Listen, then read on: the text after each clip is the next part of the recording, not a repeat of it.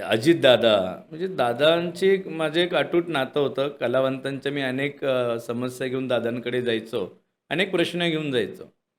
ते कार्यतत्परता, प्रशासनावरती कमांड असणारे माझ्या आवडीचे नेत्यांपैकी दादा होते. आणि असंच आम्ही सगळे एक निवेदन द्यायला गेलो होतो आणि दादांच्या शेजारी होतो आणि सांगितलं की दादा तुमचा आवाज काढतो. दादांनी असं पाहिलं आणि मी सुरू झालो. आता आपण त्या ठिकाणी पाहतो बेट्याओ, अत्यंत चांगल्या पद्धतीचं काम आपल्या सर्वांचं त्या ठिकाणी चाललेलं आहे. अजिबात कुठल्या गोष्टीची गय त्या ठिकाणी केली जाणार नाही. त्याचं सगळ्यांनी नोंद घ्यायची. आता हे त्यांचं तो टोन, आता नॉर्मल टोन. काय तुमचं काम काय? बरं. आता जे काय असेल ते आपण बघू. अरे बाबा, करतो ना मी तुझं काम. जरा थांब की. का लगेच घाई चालली तुझी? कट कुठं कट. जरा थांब. आता कसं वाटतंय? गारगार वाटतंय.